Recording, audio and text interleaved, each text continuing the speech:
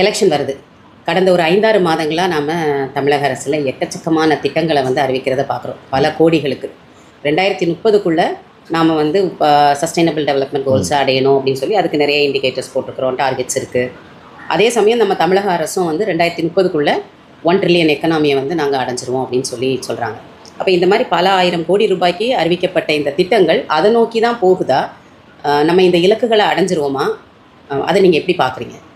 இப்போ அரசாங்கம் வந்து இப்போ பல கோடி ரூபாய்க்கான திட்டங்களை வந்து அறிவிச்சிட்டாங்க.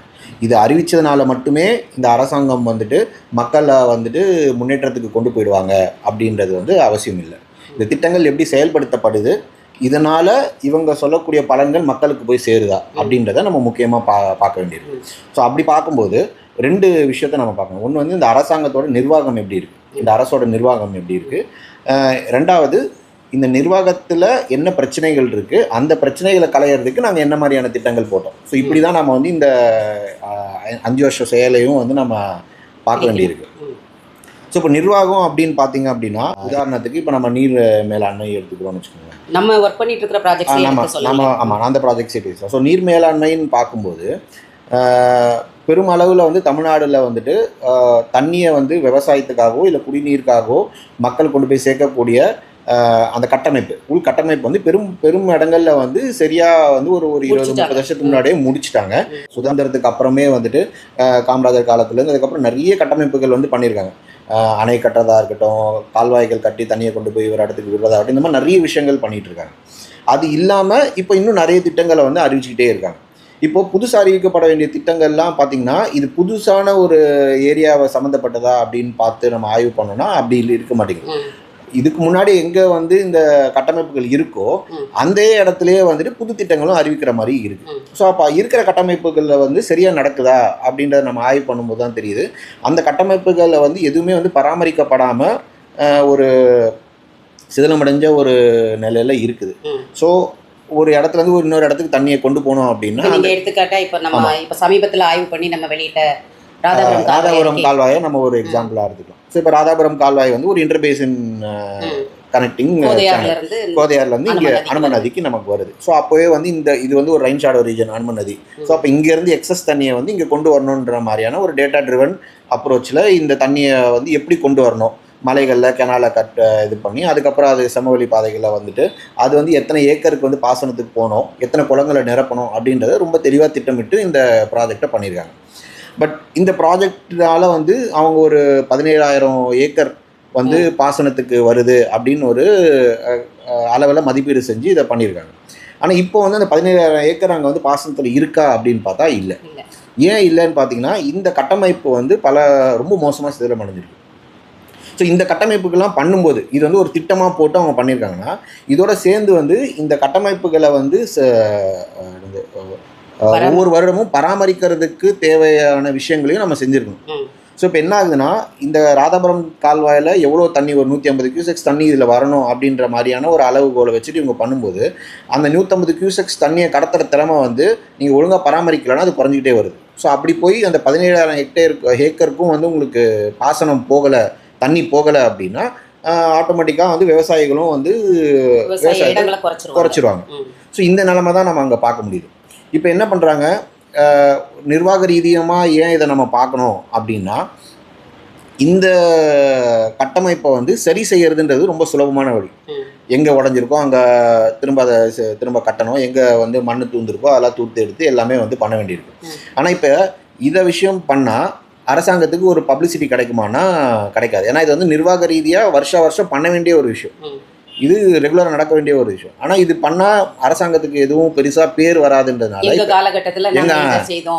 அது இல்லை அப்படின்னால என்ன பண்ணுறாங்கன்னா, புதுசாக நாங்கள் ஒரு திட்டம் வரோம், அந்த திட்டத்தை கொண்டு வந்து நாங்கள் தண்ணி கொண்டு வரோம் அப்படின்ட்டு தண்ணியை வந்து ஆல்ரெடி இருக்கிற திட்டத்தை அப்படியே விட்டுட்டு அதுக்கு எதையுமே சரி பண்ணாமல் தண்ணியை வந்து கடைமடை வரைக்கும் விட்டுட்டு இப்போ நாங்கள் வந்து அதில் பம்பு போட்டு நாங்கள் கொண்டு வந்து இங்கே கொடுக்க போகிறோம் அப்படின்னு ஒரு புது திட்டம் போடுறாங்க. ஸோ இப்போ இந்த திட்டம் வந்து தேவையா? இருக்கிற கட்டமைப்பை சரி செஞ்சு பண்ணுறதை தவிர்த்து இந்த திட்டம் தேவையான இருக்கிற கட்டமைப்பு வந்து அந்த நிலவியல் அமைப்பை பார்த்து ரொம்ப சயின்டிஃபிக்காக பண்ணப்பட்டிருக்கு. ஆமாம் ஆமாம். அப்போ அதுக்கு வந்து பராமரிப்பு செலவு செய்து அதை அன்றாடம் பராமரிக்கிறதுனால அரசாங்கத்துக்கு ஒரு பெரிய பரவாயில்ல இந்த அரசாங்கம் வந்து இதை பராமரிச்சாங்கன்னு பெருசாக சொல்ல மாட்டாங்கன்னு நினைக்கிறாங்க.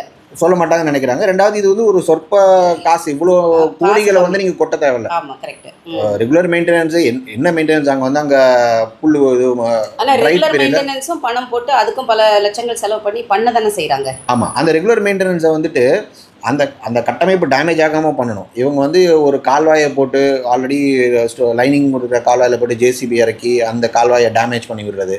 ஸோ இந்த மெயின்டெனன்ஸ் ஒர்க்கே எப்படின்னா, நீங்கள் கால்வாய் சரி செய்யணுன்றது மாதிரி பண்ணுறதில்ல, கால்வாய் இன்னும் நிறைய டேமேஜ் பண்ணிட்டாங்கன்னா அதுக்கப்புறம் தண்ணி போகாது. சரி, நம்ம வேறு ப்ராஜெக்ட் போட்டுக்கலாம், வேறு ப்ராஜெக்ட் போட்டு சரி பண்ணிக்கலாம் அப்படின்ற மாதிரி ஒரு இது இருக்குது.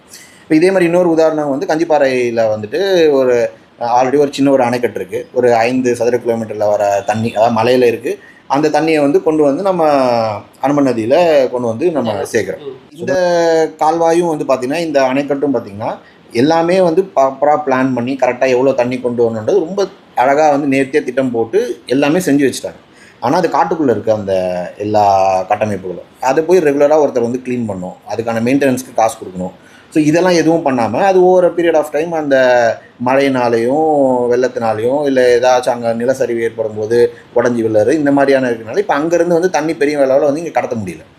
இப்போது இதை மெயின்டைன் பண்ணுறதுக்கு காசு அலோகேட் பண்ணாமல் இது எப்படி சொல்கிறாங்கன்னா, நாங்கள் ஒரு புது திட்டமே ஒன்று போடுறோம். என்ன சொல்கிறாங்க, இருக்கிற கால்வாயை நான் பெருசு பண்ணுறேன், இருக்கிற கஞ்சிப்பாறை அணை இன்னும் நான் ஒரு 2 அடி தூக்குறேன். அது ஆக்சுவலாக வந்து தூக்க வேண்டிய அவசியமே இல்லை, அங்கே ஆல்ரெடி தூந்து போயிருக்கு. மலையிலேருந்து தண்ணி அடிச்சுட்டு நான் உள்ளே இருக்கிற வண்டல் மண்டையெல்லாம் அதில் கீழே செட்டில் இருக்கும் முடியும். அதை அழகாக தூர்வாரி அதை எடுத்து போட்டாலே அந்த தண்ணி வந்து அந்த இருக்கும். அதை பண்ணாமல் இவங்க வந்து நான் இன்னும் 2 அடி உயர்த்தி கட்டிட்டேன்னா இன்னும் நிறைய தண்ணி கொண்டு வரலாம் அப்படின்ற மாதிரி ஒரு திட்டம் போடுறாங்க. இப்போ இந்த திட்டம் வந்து பார்த்திங்கன்னா, ஒரு உதாரணத்துக்கு இது எப்படின்னா, இது வந்து ஒரு பாதி காட்டுக்குள்ளே இருக்குது, ஒரு பாதி ஊருக்குள்ளே இருக்குது. ஸோ இப்போ காட்டுக்குள்ளே போகிறதுக்கு பர்மிஷன் வேணும். அந்த பர்மிஷன் இன்னும் இவங்க அப்ளை பண்ணியிருக்காங்க, ஆனால் இன்னும் அதுக்கு நோ அப்ஜெக்ஷன் சர்டிஃபிகேட் வரலை. ஆனால் திட்டத்தை செயல்படுத்தி அதாவது டெண்டர் விட்டாச்சு. அது டெண்டரை எப்படி பண்ணுறாங்க, எலெக்ஷன் தேதி அறிவிக்க ஒரு மாதம் முன்னாடி அவசரமாக சொல்கிறாங்க. சொல்லிவிட்டு நாங்கள் திட்டத்தையும் ஆரம்பிச்சிட்டோன்னு சொல்லிவிட்டு ஆல்ரெடி நல்லா இருக்கிற கால்வாயில், அந்த கால்வாயில் தண்ணி போகுதான்னே தெரியல, அந்த கால்வாயில் வந்து நாங்கள் லைனிங் போடுறோம், கல் பதிக்கிறோம் அப்படின்ற மாதிரி சொல்லி திட்டத்தை நாங்கள் ஆரம்பிச்சிட்டோன்னு அதுக்கு ஒரு தொடக்க விழாவையும் வச்சு எல்லாத்தையும் வந்து அறிவிச்சிடறாங்க. இந்த பகுதிக்கு தண்ணி கொண்டு வந்து இந்த திட்டம் தேவையா, இது திட்டமாக தேவையா, இல்லை வந்து ரெகுலராக நடக்கக்கூடிய மெயின்டெனன்ஸ் ஒர்க்கா, திறம்பட செய்யணுமா, ஒரு இன்னும் எஃபிஷியன்சி வந்து இன்க்ரீஸ் ஆகணுமா, இல்லை புதுசாக பெரிய பல திட்டம் வேணுமான்றது கேள்வி. இப்போ தண்ணி அங்கே கொண்டு வரது எல்லாமே இருக்குது. நீங்கள் புதுசாக அந்த இடத்துல தண்ணி கொண்டு வரீங்க, வேறு ரூட்டே இல்லை, நான் ஒரு புதிய சேனல் போட்டு கொண்டு வரேன்னா அது திட்டம். இப்போ நீங்கள் இங்கே பண்ண வேண்டியது மெயின்டெனன்ஸ் ஒர்க். நீங்கள் இப்போ அந்த ஆய்வுகள் செய்யும்போது அதில் கேட்ச்மெண்ட் ஏரியாலாம் நீங்கள் ஸ்டடி பண்ணியிருக்கீங்க. ஸோ அந்த கேட்ச்மெண்ட் ஏரியாவிலேருந்து எவ்வளவு தண்ணி ஜெனரேட் ஆகுங்கிறதையும் பார்த்துருக்கீங்க. பார்க்கும்போது அப்போ வந்து அந்த காலத்தில் ஒரு 100 ஆண்டுகளோட மழை அளவை பார்த்து தான் அவங்க எவ்வளோ தண்ணி வால்யூம் ஜெனரேட் ஆகும்னு பார்த்து தான் அந்த இதை செய்திருக்கிறாங்க. இப்போ வந்து இந்த இன்ஜினியர்ஸ் வந்து அந்த காட்டுக்குள்ளே போய் அதெல்லாம் ஸ்டடி பண்ணி அதன் அடிப்படையில் செய்திருப்பாங்க அப்படின்னு தோணுதா? இப்போ நம்ம பல கோடிகளுக்கு செலவு பண்ணும்போது அதை கருத்தில் கொண்டு தான் நம்ம செய்யணும். இல்லை, இப்போ அந்த பழைய கட்டமைப்புலேயே வந்து இவ்வளோ ஆராய்ச்சியும் செஞ்சு எவ்வளோ தண்ணி கடத்தணும், அதுக்கு எவ்வளோ சேனல் வேணுன்றதை அவங்க ஆல்ரெடி பண்ணிட்டு போயிட்டாங்க. ஓகே, இப்போ இன்ஜினியர் வந்து இது எக்ஸ்ட்ரா தண்ணி வரும் அப்படின்னா எக்ஸ்ட்ரா தண்ணி எங்கேருந்து வரும்? அந்த 5 சதுர கிலோமீட்டரில் எவ்வளோ மழை பெய்யுதோ அதில் எவ்வளோ நம்மளால் வந்து ஸ்டோர் பண்ண முடியுமோ அதை ஆல்ரெடி அங்கே பண்ணிட்டாங்க. இப்போ எக்ஸ்ட்ரா தண்ணி வரும் அப்படின்னா நீங்கள் கால்வாயை அகலப்படுத்தினா மட்டும் எக்ஸ்ட்ரா தண்ணி வந்துடாது, அந்த நீர்பிடிப்பு பகுதியிலேருந்து வர தண்ணி வரணும்ல. ஸோ அதனால் கால்வாயை அகலப்படுத்துறதுன்றது வந்து இங்கே தேவையா அப்படின்றதே ஒரு கேள்வியாக இருக்குது. ஓகேங்களா? ரெண்டாவது, இது வந்து கான்டூர் கெனாலும் உங்களுக்கு ஒரு பேசிக் ஸ்லோப்பில் வருது. ஸோ அப்போ அந்த ஸ்லோப்பெல்லாம் இவங்க மேனேஜ் பண்ணி அதுக்கேற்ற மாதிரியான இந்த அகலப்படுத்துதலை பண்ணுறாங்களா இல்லையா அப்படின்றது எல்லாமே பயமாக இருக்குல்ல. இவங்க ஏதாவது பெரிய திட்டங்களை போட்டு செய்கிறாங்கன்னாவே, இப்போ நாங்கள் எங்கள் ஊரில் கிராமத்தில் காவல் கிணறு பஞ்சாயத்துக்குள்ளே தலவாய் புதுக்குளம்னு ஒரு குளம் இருக்குது. அதில் வந்து ஸ்லூஸுக்கு வந்து ஒரு ஷட்டர் வச்சுட்டு போகிறாங்க. அது பாதி இடத்துல வச்சுட்டு பாதி இடத்த ஓட்டை போட்டுட்டு பாதி இடம் விட்டுட்டு போயிட்டாங்க. ஸோ அப்போ இன்றைக்குள்ள இன்ஜினியர்ஸ் வந்து இப்போ நீங்கள் இந்த கவர்மெண்ட் அந்த கவர்மெண்ட்டு, இந்த கட்சி அந்த கட்சின்னு இல்லை.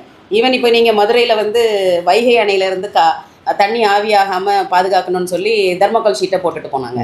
அதே மாதிரி நீங்கள் அந்த 16 கோடி ரூபாய்க்கு திருவண்ணாமலையில் ஒரு பாலத்தை கட்டி அது 3 மாதத்தில் தண்ணிக்குள்ளே போயிடுச்சு.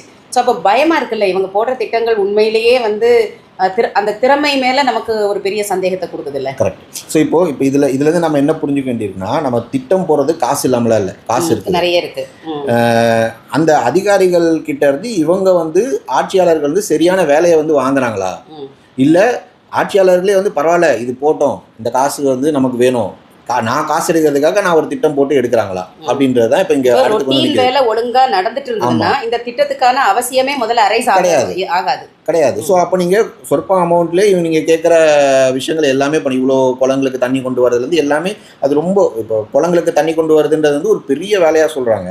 பட் ஆனால் வந்து அந்த வரத்து கால்வாயை தூர்வாரது இது பண்ணுறது எல்லாமே வந்து ஒரு 100 நாள் வேலையிலேயே நம்மளால் அதை வந்து பண்ணிட முடியும். ரொம்ப குறைஞ்ச செலவில் ஸ்லோவாக எவ்வளோ ஸ்லோவாக பண்ணால் கூட அது 100 நாள் வேலையிலே இந்த விஷயங்கள் எல்லாத்தையுமே நம்மளால் பண்ணிட முடியும். இதுக்குன்னு ஒரு புதுசாக ஒரு திட்டத்தை கொடுத்து அதுக்கு ஒரு பேரை கொடுத்து அதுக்கு ஒரு ஃபண்டு அலோகேட் பண்ணி அதுக்கு ஒரு அட்மினிஸ்ட்ரேட்டிவ் அப்ரூவல் வாங்கி ஃபினான்ஷியல் அப்ரூவல் வாங்கி இவ்வளோ ப்ராசஸ் அந்த மெயின்டைன் பண்ணி கொண்டு வரக்கூடிய தண்ணியை அடுத்த மழையில் கொண்டு வரக்கூடிய தண்ணியை 5 வருஷம் கழிச்சா தண்ணி வருமானது கேள்விக்குறியாயிடுது. ஸோ அந்த மாதிரி வந்து இருக்குது. இப்போ இதே மாதிரி இப்போ நம்ம இது இப்போ நம்ம வந்து விவசாயத்துக்குன்ட்டு இப்போ நம்ம பார்க்குறோம். இப்போ நீங்கள் குடிநீருக்குன்னு பார்த்தீங்கன்னாலும் இதே மாதிரியான ஒரு வேலையை தான் செய்கிற மாதிரி தெரியுது. இப்போ சென்னை பார்த்தீங்கன்னா இப்போ நம்ம பள்ளிக்கரணையை ஆய்வு செஞ்சுருக்கோம். ஸோ பள்ளிக்கரணையில் 2 பிரச்சனை இருக்குது. ஒன்று வந்து பெருமழை காலங்களில் பெரிய வெள்ளம் வந்து வர ஆரம்பிச்சிருச்சு. அந்த வெள்ளம் முடிச்சதுக்கு அப்புறம் வந்து பார்த்தீங்கன்னா உங்களுக்கு வந்து தண்ணி பற்றாக்குறை வருது. ஒரு மாசத்துலயே வாங்க ஆரம்பிச்சிட்டாங்க, எல்லாம் வாங்க ஆரம்பிச்சிடுறாங்க. வேறு தண்ணி இல்லை அப்படின்ட்டு கம்ப்ளைண்ட் போகுது. அப்போ என்ன ஆகுதுன்னா இந்த டிபார்ட்மெண்ட்ஸு ஒன்று இந்த டிசாஸ்டர் மிட்டிகேஷன் சொல்லிட்டு வெள்ளத்தை வந்து தடுக்கிறோம், அதுக்கு தடுக்கிறது வெள்ளம் வராமல் இருக்கிறதுக்கு நாங்கள் வந்து ப்ராஜெக்ட்ஸ் போடுறோன்னு ஒரு டிபார்ட்மெண்ட் வேலை பார்க்குது. அப்புறம் இவங்க வந்து வேகமாக தண்ணியை வந்து கடலுக்கு அனுப்பிச்சதுக்கப்புறம் மெட்ரோ வாட்டர் உள்ளே வராங்க. ஐயோ அடுத்த ஒரு 8 மாதத்துக்கு எங்களுக்கு கொடுக்குறதுக்கு தண்ணி இல்லையே, அப்போ நாங்கள் வேறு ஒரு திட்டம் போடுறோம் அப்படின்னு அது ஒரு திட்டம் வந்து டீசாலினேஷன் பிளான்ட்டு. நான் வந்து கடல்லேருந்து இவங்க கடலை காமிச்சிருவாங்க, அவங்க கடல்லேருந்து தண்ணி எடுத்து திரும்ப பியூரிஃபை பண்ணி திரும்ப இது கொடுக்குறாங்க. இதுக்கு நடுவில் வந்து WRD ஒன்று இருக்குது. அவங்களோட வேலையே வந்து நீர்நிலைகளை பராமரிக்கிறது தான், தண்ணி சேமிக்கிறது. இப்போ வந்து நம்ம கன்னியாகுமரி திருநெல்வேலியில் பார்த்த மாதிரி அட்லீஸ்ட் அது வந்து பாசனத்துக்கு அந்த ஏரிகள்லேருந்து தண்ணி திறந்து விடணுன்றதுனால ஓரளவுக்கு அங்கே WRD டிபார்ட்மெண்ட் வந்து ஓகே இதெல்லாம் நடக்குது, இதை நாங்கள் பார்க்குறோன்னு வருது. ஆனால் இப்போ நகரமயமாக்கப்பட்ட பகுதியில் அந்த ஏரிகளெலாம் அவங்க என்ன நடக்குதுன்னு அவங்க பார்க்குறதே கிடையாது. அது எவ்வளோ தூந்து போயிருக்கு, அது எவ்வளோ சாக்கடை வந்திருக்கு, யாராச்சும் என்க்ரோச் பண்ணியிருக்காங்களா பண்ணலையா, எதுவுமே வந்து அவங்க பார்க்குறது கிடையாது. அது வந்து ஒரு கம்ப்ளைண்ட்டாக ரைஸ் ஆகி கோர்ட்டுக்கு போய் இது வந்து என்க்ரோச் ஆகிருக்குன்ட்டு ஒரு பப்ளிக் டிவிகேஷனில் போனால் மட்டும்தான் அவங்க வந்து அதை பார்க்குறாங்க. அது வரைக்கும் அவங்க அதை பற்றி கண்டுக்கிறது கிடையாது. ஸோ இப்போ 3 டிபார்ட்மெண்ட் இருக்குது. 3 டிபார்ட்மெண்ட்டுமே ஒரே வேலையை தான் பண்ணணும், தண்ணி கொடுக்கணும். ஆனால் 3 டிபார்ட்மெண்ட்டும் வேறு வேறு ப்ராஜெக்ட்டு போடுறாங்க. இப்போது பள்ளிக்கரணையில் பார்த்திங்கன்னா உதாரணத்துக்கு அங்கே வெள்ளத்தை கொண்டு வெளியில் கடலில் கொண்டு போய் சேர்க்கறதுக்கு பக்கிங்ஹாம் கெனால் அதை ஒட்டின பேக் வாட்டர் பகுதி இருக்குது. ஸோ 2005 வந்து ஒரு பெருவெள்ளம் வந்துச்சு. அந்த வெள்ளம் வந்ததுக்கப்புறம் இவங்க என்ன பண்ணுறாங்க, இதில் பள்ளிக்கரணை அந்த பக்கிங்ஹாம் கெனாலில் வந்து இவ்வளோ தான் அது வந்து கடத்துற திறன் இருக்குது, அதை நான் பெருசு பண்ணணும், 3000 கனஅடி தான் இருக்குது, நான் வந்து அதை பெருசு பண்ணோன்னா ஒரு 9000 வரைக்கும் 6000 வரைக்கும் கொண்டு போகலாம், அதுக்கப்புறம் நாங்கள் இன்னும் அடிஷ்னல் 9000க்கு நாங்கள் இன்னும் கால்வாயெல்லாம் போடுறோம் அப்படின்ட்டு ஒரு திட்டம் போடுறாங்க. இப்போ அந்த திட்டத்தை ஆரம்பித்து அதை 25 மீட்டர் இருக்கிற கெனாலை வந்து நான் 100 மீட்டர் பண்ணுறோம் இந்த கெப்பாசிட்டி இன்க்ரீஸ் பண்ணுறதுன்னு சொல்கிறாங்க.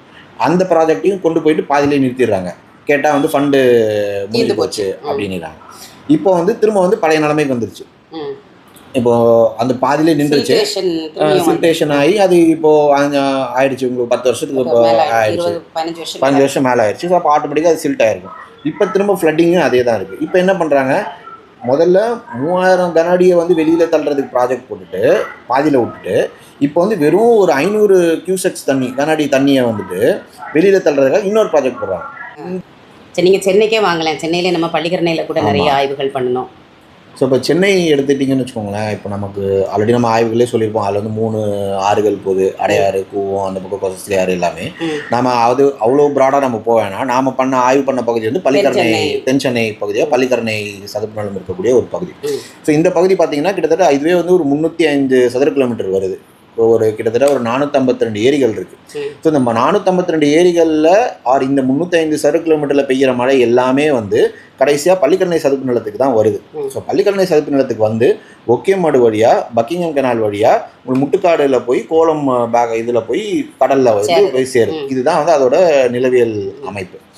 இப்போது இந்த பகுதியில் வந்து பார்த்திங்கன்னா பெருமழை காலங்களில் பெரிய வெள்ளம் வருது. இப்போது சமீப காலம் 2015 எடுத்திங்கனாலே ஒரு ரொம்ப பெரிய வெள்ளம் வந்து மக்கள்லாம் வந்து எவ்வளோ நாள் அவதிப்பட்டாங்கன்னு நமக்கு தெரியும். அதே பகுதியில் இந்த வெள்ளம் முடிஞ்சதுக்கப்புறம் வரக்கூடிய கோடை காலத்தில் தண்ணீர் பஞ்சம் வந்துடுது. லாரியில் தண்ணி வாங்க ஆரம்பிச்சிட்டாங்க. ஸோ இப்போ ஒரே பகுதி தான், அந்த சீசனில் என்ன நடக்குது, அதுக்கு அடுத்த சீசனில் என்ன நடக்குது நம்ம பார்க்குறோம். ஸோ இது ரெண்டுமே வந்து பார்த்திங்கன்னா இதை நிர்வகிக்கக்கூடிய அரசாங்கம் என்ன பண்ணுதுன்னா, எக்ஸஸ் தண்ணியை நிர்வகிக்கிறதுக்கு, அதாச்சும் வெள்ளோன்ற விஷயத்தை நிர்வகிக்கிறதுக்கு டிசாஸ்டர் மிட்டிகேஷன் ஒரு டிபார்ட்மெண்ட்டை வச்சுருக்காங்க. தண்ணியை சப்ளை பண்ணுறதுக்கு மெட்ரோ வாட்டர்னு ஒரு டிபார்ட்மெண்ட்டை வச்சுருக்காங்க. அதே தண்ணியை வந்து கழிவு நீராக ஆகும்போது சுத்திகரித்து கழிவாக வரும்போது அதை சுத்திகரித்து திரும்ப அதை கொண்டு வர்றதுக்கு அதே மெட்ரோ வாட்டர் வேலை பார்க்குது. இது இல்லாமல் நீர்வளத்துறை இருக்குது. ஸோ நீர்வளத்துறை வந்து இந்த நீர்நிலைகளெல்லாம் பாதுகாக்கணும். ஸோ 3 டிபார்ட்மெண்ட் தவிர பொதுப்பணித்துறை வேற புது கட்டமைப்புகளை ஆமாம் அவங்க வேற ஒன்று பண்ணுறாங்க. ஸோ இப்போது இந்த 3 or 4 டிபார்ட்மெண்ட் சேர்ந்து ஒரே விஷயத்தை தான் நிர்வகிக்கிறாங்க, என்னென்னா தண்ணி, நீர் மேலாண்மை. ஸோ பேசிக்லி நகரப்புறம்னு வரும்போது தண்ணி எதுக்கு நமக்கு வந்து குடிக்கிறதுக்கும் மிச்ச விஷயங்கள் விவசாயிகள் இங்கே கிடையாது. ஸோ குடிக்கிறதுக்கு மட்டும்தான் தண்ணியை வந்து இது பண்ணணும். சரியான நீர் மேலாண்மை வந்து பார்த்திங்கன்னா இப்போ நம்ம மழை மட்டும்தான் நமக்கான ஒரே ஒரு சோர்ஸ்.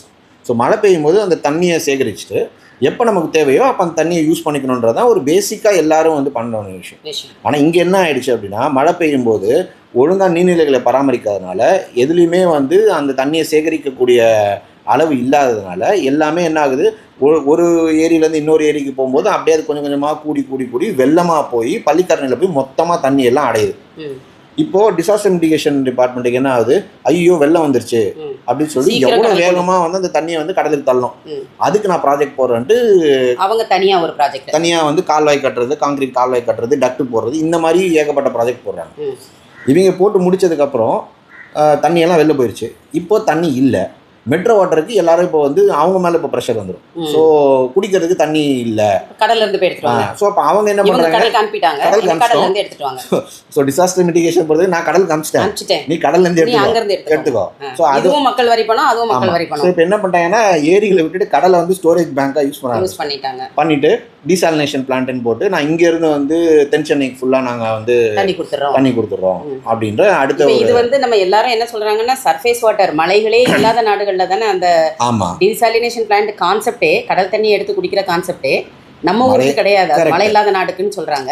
சுத்தமாக மழையே இல்லை, தப்பி தவறி கூட மேலேருந்து எதுவும் வராது அப்படின்னு இடங்கள்ல தான் 365 நாள் ஒரு நாள் 2 நாள் அந்த மழையை கண்ட பார்த்தோன்னா பெரிய அதிசயங்கிற மாதிரி இந்த அரபு நாடுகள் இருக்குது. இப்போ அவங்களுக்கு வேறு வழி கிடையாது. இப்போ இங்கே வந்து நமக்கு நல்ல மழையில நம்ம வெள்ளத்தில் கிடக்கிறோம். இப்போ நம்ம சொல்ல போனால் அப்போ அது 6000 கோடி என்னமோ செலவு பண்ணியிருக்கிறாங்க இல்லையா டீசாலினேஷன் பிளான்ட். ஸோ இப்போ இதில் பார்த்தீங்கன்னா திட்டம் வந்து பார்த்தீங்கன்னா நான் வந்து வெள்ளத்தை வந்து வடிக்கிறதுக்கு வெள்ள வடிகாலுன்னு சொல்லிட்டு திட்டமாக போட்டுட்ருக்காங்க.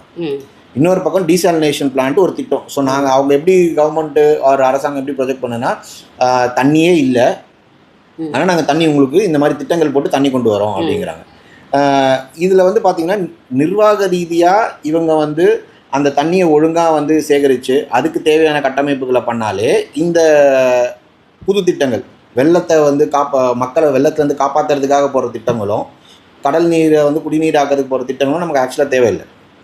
ஸோ நிர்வாகத்தில் வந்து இவங்க தேவையில்லைங்கிறத தாண்டி இதை ஒழுங்காக செய்தாங்கன்னா நமக்கு குடிதண்ணி பிரச்சனை தீந்துடும். இல்லை இதெல்லாம் இதெல்லாமும் செஞ்சிட்டோம் அப்படியே பற்றாக்குறை இருக்குது அப்படின்னா நான் வந்து டீசாலினேஷன்ட்டு ஒன்று போகலாம் அப்படின்னு நம்ம ஒன்று சொல்லலாம். இல்லை நான் வந்து புதிய அணைக்கட்டை இது பண்ணுறேன் அப்படின்னு.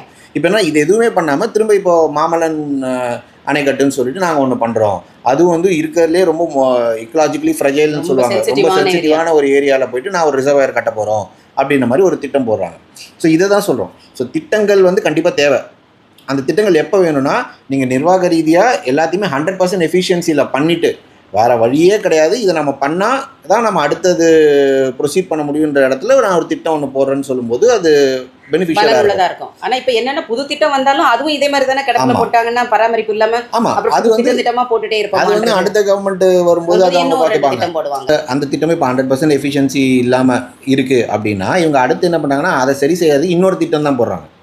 ஸோ அந்த திட்டத்தில் உள்ள குறைகளை வந்து இது குறையாயிடுச்சு, இல்லை இது வந்து நாங்கள் இப்படி ஒன்று நினச்சி பண்ணோம் ஆனால் எங்களால் இது வந்து 100% எஃபிஷியன்சி வரலை, அதுக்கு இதெல்லாம் காரணங்கள்ன்ற மாதிரி விளக்கமும் எதுவும் சொல்லாமல் உடனே இதை பண்ணுறதுக்கு இன்னொரு திட்டம், அந்த திட்டத்தில் எவ்வளோ குறைகள் இருக்குன்னு அந்த திட்டம் முடிச்சாதான் நமக்கு தெரியும். நீங்கள் இதை சொல்லும்போது ஞாபகம் வருது, இந்த தாமிரபரணி கர்மேனியாறு நம்பியாறு இணைப்பு திட்டம் தமிழக இந்த உலக வரலாற்றிலேயே முதல் நதிநீர் இணைப்பு திட்டம் கூட சொன்னாங்க. அந்த வெள்ள கால்வாயை வந்து இப்போ முழுசாக தண்ணி கடைமடை வரைக்கும் போகலை. ஆனால் அதுக்குள்ளே இப்போ என்னென்னா தமிழக முதலமைச்சர் ஸ்டாலின் அங்கே வந்திருக்கும் போது அவங்க இன்னொரு அறிவிப்பு கோரையாறில் நான் ஒரு அணை கட்ட போகிறோம் அப்படின்னு. அந்த கேட்ச்மெண்ட் ஏரியாவே ஒரு சின்ன ஏரியா, சின்ன ஏரியா, அதில் ஒரு அணைக்கான அவசியம் இல்லை. அப்போ அங்கே நாங்கள் இன்னொரு 800 கோடி ரூபாய்க்கு ஏதோ ஒரு நாங்கள் புதுசாக ஒரு அணையை கட்டப்போம். இங்கே 1000 கோடி போட்டு இன்னும் இப்போ இது இனி அடுத்த கவர்மெண்ட் இப்போ வேற ஒரு கவர்மெண்ட் வருதுன்னா அவங்க இன்னொரு புது திட்டம் தான் நீங்கள் சொல்கிற மாதிரி போடுவாங்க. இப்போ இதில் இந்த நீர் மேலாண்மை பொறுத்த வரைக்கும் இப்போ என்ன மாதிரியான ஒரு மைண்ட் செட்டை கொண்டு போயிட்டாங்கன்னா, அணை கட்டினா தண்ணி வந்துடும், செக் டேம் போட்டால் தண்ணி வந்துடும், வெள்ளம் பெருக்கு நின்றுடும். ஸோ இந்த மாதிரியான ஒரு மைண்ட் செட்டில் போயிடுச்சு. இப்போ நம்ம கர்மனியார் நம்பியார் திட்டமே பார்த்தீங்கன்னா அது வெள்ளப்பெருக்கில் வெள்ள நீரை வந்து டைவர்ட் பண்ணி நாங்கள் கொண்டு போகிறோம் அப்படின்றது தான் அந்த திட்டமே. அது வந்து ஒரு 18 வருஷமாக இவங்க பிட்டாக பண்ணி லேண்ட் அக்வயரிங்கில் பிரச்சனை வந்து அந்த மாதிரியெல்லாம் பண்ணி இப்போ முடிச்சிருக்காங்க. பட் அந்த முடித்ததுக்கு அப்புறம் அவங்க என்ன பண்ணுறாங்கன்னா, இது வந்து வெள்ள காலத்தில் மட்டும்தான் இல்லை தண்ணி வருன்றது தான் ரியாலிட்டி. ஸோ அந்த வெள்ள காலன்றது ஒரு 10லேருந்து 15 நாளோ இல்லை ஒரு வாரமோ இப்படி தான் இருக்க போகுது. ஆனால் இவங்க என்ன சொல்லியிருக்காங்க, நிறைய பாசன குளங்களாக இணைச்சி நாங்கள் பாசன குளங்களாக இணைச்சிட்டோம், அதனால் இவ்வளோ ஆயக்கட்டு வந்து நாங்கள் கவர் பண்ணிடுவோம், பாசனம் பண்ணிடுவோம், அதையும் இண்டிகேட்டரில் கொண்டு வந்து சேர்க்குறாங்க. ஸோ இப்படி பண்ணும்போது என்ன ஆகுதுன்னா, அந்த திட்டம் எதுக்காக பண்ணாங்கன்றதோட காரணத்தை வந்து தவறாக சொல்லி அது வந்து அந்த பகுதி விவசாயிகளுக்கு ஒரு எக்ஸ்பெக்டேஷனாக போய் அப்புறம் அதில் தண்ணி வரல அப்படின்னும் போது அது ஒரு பெரிய குமுறலாக தான் வந்து நிற்கிது. ஸோ அப்போ திரும்ப வந்துட்டு இது நீங்கள் சரியாக பண்ணலை ஏது பண்ணலை அப்படின்னா, இல்லை அவங்க உடனே டேட்டா எடுத்து நாங்கள் கரெக்டாக தான் கட்டியிருக்கோம் அப்படின்வாங்க. பட் இதுதான் பேசிக் டிசைன். அதே மாதிரி வெள்ளம் வந்து உங்களுக்கு வந்து கடைமடையில் எவ்வளோ வெள்ளம் வருதுன்னு அப்போ தான் நமக்கு தெரியும். இப்போது ஸ்ரீவைகுண்டத்தில் தான் இவங்க வந்து இவ்வளோ வெள்ளம் வருதுன்றதை அளந்துட்டு, ஆனால் இந்த கெனால் ஸ்டார்டிங் வந்து மேலே கோரையாறு கோரையாறுல சேர்வலாரும் மணிமுத்தாரும் சேர்ற இடத்துல தண்ணி டைவர்ட் பண்ணிடுறாங்க. ஆனால் அவங்க வெள்ளம் போகிறத வந்து எஸ்டிமேட் பண்ணியிருக்கிறது ஸ்ரீவைகுண்ட அணைக்கட்டில் கொண்டு. ஸோ இந்த மாதிரியான விஷயங்கள் வந்து நீர் மேலாண்மையில் டேட்டா கேப் இருக்குது. அந்த டேட்டாக்கு இவங்க கொடுக்குற ப்ரொபோசல் சம்மந்தம் இல்லாமல் இருக்குது. அதுதான் நம்ம வந்து நீர் மேலாண்மையில் வந்து பார்க்குறோம். அண்ட் இந்த நம்ம முதல்ல பேச ஆரம்பித்த மாதிரி வந்து இந்த திட்டங்கள்னால பலன் இருக்கா, இது வந்து இதனால வந்து ஒரு நிர்வாகம் வந்து தமிழக அரசு வந்து இருக்கிற திட்டங்களை எல்லாம் இருக்கிற கட்டமைப்புகளை வச்சு இருக்கிற திட்டங்கள் எல்லாம் சிறப்பாக நிர்வாகம் பண்ணினாவே நம்ம வந்து அந்த இலக்குகளை அடைய முடியுமா? ஸோ இந்த திட்டங்கள்னால அந்த இலக்குக்கு அடைய முடியுமா அப்படின்ற ஒரு கேள்விக்கு பார்த்தீங்கன்னா, திட்டங்கள் மட்டும் போதாது, அந்த திட்டங்களை எந்த மாதிரி வந்து நிர்வகிச்சுட்டு வராங்க, ஒரு இன்னும் எஃபிஷியண்டாக இருக்கணும் அப்படி இருந்தால் தான் நம்ம வந்து இந்த திட்டங்களுக்கான பலனை வந்து நம்ம இது பண்ண முடியும்னு பார்க்கணும். ஸோ அப்படி இருக்கும்போது இப்போது புதுசாக இந்த எலெக்ஷனுக்கு முன்னாடி அனௌன்ஸ் பண்ணியிருக்கிற பல திட்டங்கள் வந்துட்டு பெரிய லெவலில் வந்து இதுக்கு நம்ம கை கொடுக்காது அப்படின்ற மாதிரி தான் தெரியுது. அந்த கோடிக்கணக்கில் செலவு பண்ணி புதுசாக திட்டங்கள் கொண்டு வர்றதும், அன்றாடம் குறைந்த பணம் செலவு பண்ணி அன்றாட நிர்வாகத்தை வந்து திறம்பட செயல்படுத்துறது, இந்த ரெண்டில் எது வந்து நமக்கு நம்மளுடைய சஸ்டைனபிள் டெவலப்மெண்ட் கோல்ஸ் 2030 அடையிறதுக்கு கை கொடுக்கும் அப்படிங்கிறத நம்ம தொடர்ந்து பேசுவோம்.